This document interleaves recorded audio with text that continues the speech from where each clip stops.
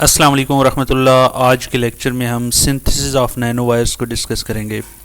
देखें, बुनियादी तौर पे नैनो वायर्स को सिंथेसाइज करने की चार मेजर टेक्निक्स हैं। उनमें जो फर्स्ट वन है वो है spontaneous growth, then we have template based synthesis and at last we have electrospinning and lithography which is a top down approach. अब ये जो स्पॉन्टेनियस ग्रोथ है ये और टेम्पलेट बेस्ड ग्रोथ, इनमें आगे फिर मज़ीद इसकी फर्दर टाइप्स हैं। आज के लेक्चर में हम स्पॉन्टेनियस ग्रोथ को देखेंगे कि ये होती क्या है, और फिर आने वाले लेक्चर्स में हम इसकी टाइप्स जो कि एवोपरेशन कंडेंसेशन है, डिसोल्यूशन कंडेंसेशन है, वेपर लिक्विड सॉलिड ग्रोथ है या VLS भी इसे कहते हैं, एंड स्ट्रेस इंड्यूस रिक्रिस्टलाइजेशन है। ये चार मेथड हम आने वाले लेक्चर में डिस्कस करेंगे। आज हम ये देखेंगे कि ये जो स्पॉन्टेनियस ग्रोथ है ये बुनियादी तौर पे कौन से पैरामीटर्स से कंट्रोल होती है और ये प्रोसेस या ये मैकेनिज़्म क्या होता है। तो स्टार्ट करते हैं स्पॉन्टेनियस ग्रोथ को। देखिए, spontaneous growth is an anisotropic growth is required. आप जानते हैं कि जो नैनो वायर्स हैं वो हमारे पास उसका जो डाया है वो बहुत स्मॉल होता है और उसकी एस्पेक्ट रेशो यानी जो लेंथ ओवर डी है, लेंथ ओवर डाया, ये हमारे पास बहुत ज़्यादा होता है। नैनो वायर्स का डाया बहुत छोटा होता है और लेंथ कंपैरेटिव टू डाया बहुत ज़्यादा होती है। दैट्स वाई हमारे पास एस्पेक्ट रेशो जो है वो नैनो वायर्स की ज़्यादा होती है। अब हम अगर ये इतनी थिन वायर डेवलप करनी है तो हम ये चाहते होते हैं कि हमारे पास जो इसका डाया है वो ग्रो ना करे, यानी ये इस डायरेक्शन में ग्रो ना करे जबकि इस डायरेक्शन में ग्रो करे। तो नैनो वायर्स के केस में हमें ग्रोथ चाहिए होती है एनाइसोट्रोपिक।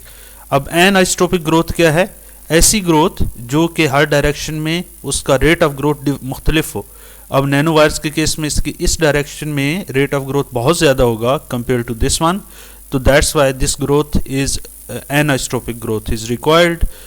हम अगर नैनो वायर्स बनाना चाहते हैं तो स्पॉन्टेनियस ग्रोथ में एनाइसोट्रोपिक ग्रोथ होगी। अब ये इसे फर्दर एक्सप्लेन करेगा। Crystal growth proceed along one direction, जो कि ये वाली डायरेक्शन है, इसमें ग्रोथ होगी, whereas there is no growth along other direction. ये जो डाया के क्रॉस है ये इसकी ग्रोथ नहीं होगी। और हमने इंट्रोडक्शन ऑफ नैनो वायर्स में ये बात डिस्कस की थी कि जो नैनो वायर्स का डाया है वो डिपेंड करता है कि आप कितना उसे कैटलिस्ट का साइज़ क्या है, और सेकेंडली वो एक एटम से लेकर फ्यू नैनोमीटर्स तक हो सकता है। Uniformly sized nanowires, the same diameter along the longitudinal direction of a given। अब यूनिफॉर्मली साइज नैनो वायर्स वो होंगी कि अगर उनका डायमीटर शुरू में जहाँ से नैनो वायर्स ने ग्रो करना स्टार्ट किया, लेट्स सपोज यहाँ से अगर ग्रो कर रही है तो जो डायमीटर यहाँ है वही डायमीटर यहाँ एंड पे भी हो, यानी ड्यूरिंग ग्रोथ इसके डायमीटर में अगर कोई चेंज नहीं आया तो हम कहते हैं कि ये यूनिफॉर्म साइज नैनो वायर्स है।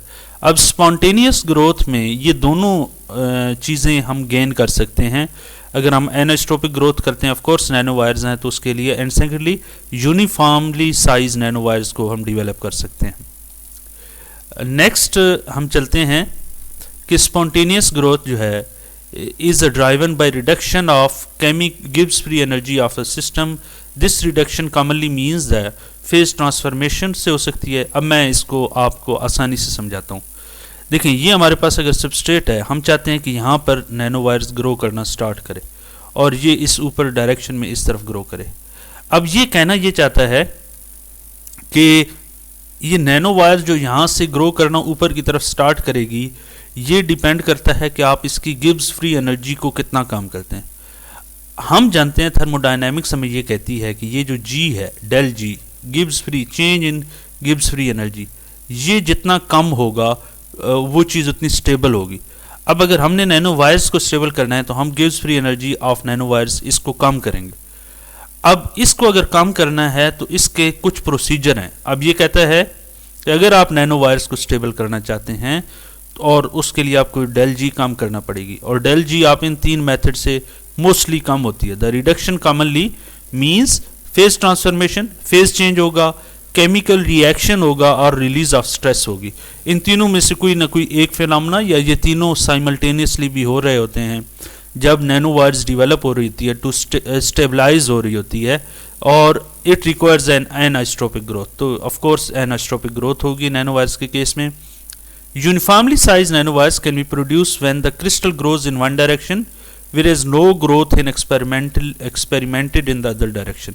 इसका मतलब ये है कि अगर आप चाहते हैं कि जो नैनो वायर्स आपकी ग्रो करे वो यूनिफॉर्म डायमीटर की हो, यूनिफॉर्म साइज हो, तो उसका तरीकाकार ये है कि आपको ये वाली जो इस डायरेक्शन में ना, हॉरिजॉन्टल डायरेक्शन में, इसमें ग्रोथ को रोकना पड़ेगा और इसमें आपको ग्रोथ को प्रोसीड करना पड़ेगा। तो ऑफ कोर्स अगर आप ये काम इसमें सक्सेसफुल हो गए कि आप इसके डायमीटर को एक लिमिट तक रखेंगे जितना आप चाहते हैं, तो और वो थारोली, तो इसके लिए हम क्या यूज़ करते हैं, हम कैटलिस्ट यूज़ करते हैं इस चीज़ को कंट्रोल करने के लिए डायमीटर को। कि हम एक कैटलिस्ट का पार्टिकल यहाँ सबस्ट्रेट की सरफेस के ऊपर रखते हैं, तो जितना ये कैटलिस्ट का पार्टिकल का साइज़ होगा उतनी ही डायमीटर मोस्टली होता है ये नैनो वायर्स का। तो इससे हम कंट्रोल कर सकते हैं। Impurities on the growth surface can determine the morphology of nano wires. अब ड्यूरिंग ग्रोथ जो आपके पास अगर तो कोई फॉरेन इम्प्योरिटी नहीं है, कोई और चीज़ इसके अंदर शामिल नहीं है, आप जिस चीज़ की नैनो वायर बना रहे हैं उसी की बनी हुई है, कोई इम्प्योरिटी नहीं है, कोई बाहर का कोई इंग्रेडिएंट उसमें मौजूद नहीं है, तो आपको बहुत ही अच्छी मॉर्फोलॉजी मिलेगी। अगर उसमें इम्प्योरिटीज़ होंगी तो ऑफ कोर्स आपकी मॉर्फोलॉजी अच्छी नहीं होगी। अब ये इस सेंटेंस में कह ये रहा है कि अगर आपके पास इम्प्योरिटीज़ की जो ग्रोथ है ऑन सरफेस, ये डिटरमिन करेगी कि आपके पास किस टाइप की मॉर्फोलॉजी है। तो जितनी अच्छी मॉर्फोलॉजी होगी उतनी ही उसमें इम्प्योरिटीज़ की कंसंट्रेशन कम होगी।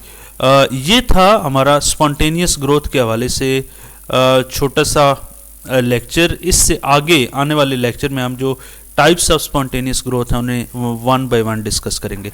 अगले लेक्चर में मिलते हैं। थैंक यू, अल्लाह हाफिज़।